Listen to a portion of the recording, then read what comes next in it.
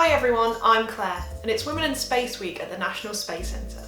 But the story of the Mercury 13 doesn't start with a rocket, but with a plane. Women have been flying planes since the early 1900s, from Amelia Earhart, the first woman to fly solo across the Atlantic, to the Wasps, who ferried planes during World War II. Women were already taking to the skies, but what about space?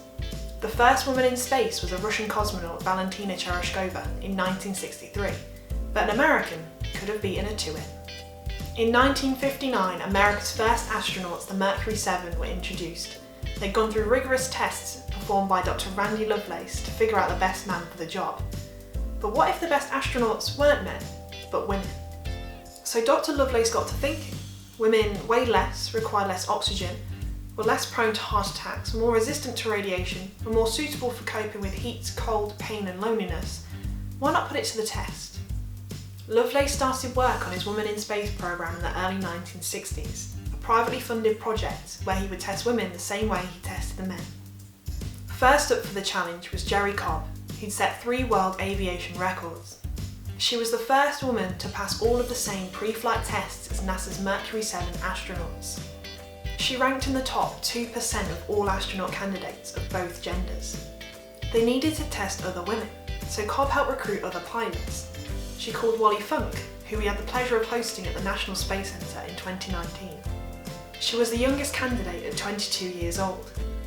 Around 25 women got selected to go through testing, and they whittled it down to 13.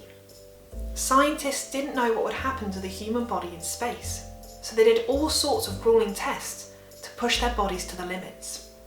This included squirting cold water into their ears to induce vertigo. They put their feet into buckets of ice water to induce stress.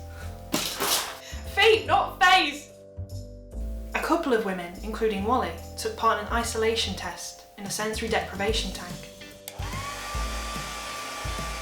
where they'd float, not be able to feel, see or hear anything, and see how long they could last. Wally lasted 10.5 hours. Unlike the men who did it in groups, the women completed the test alone, or in some cases pairs. Most of the women didn't meet until years later in the 1990s. Phase 3 of the testing would take place at a Navy base, where they'd use military equipment and jet aircraft. Just a couple of days before the women were set to go, the Navy withdrew. They needed an official request from NASA. Lovelace's Women in Space programme was privately funded and not part of NASA. Testing was halted, and NASA showed no signs of accepting female astronauts.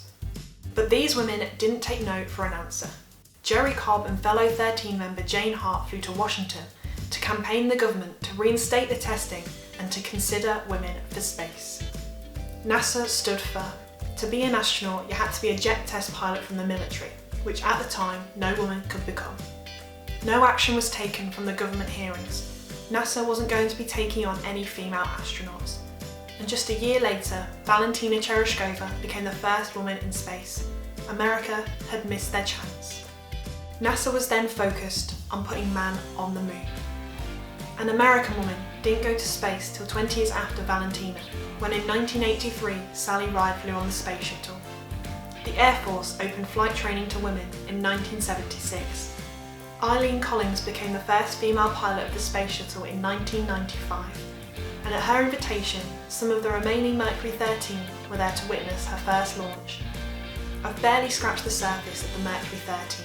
You can hear their stories at the National Space Centre in our Interspace Gallery when we reopen. And why not look at their amazing stories yourselves?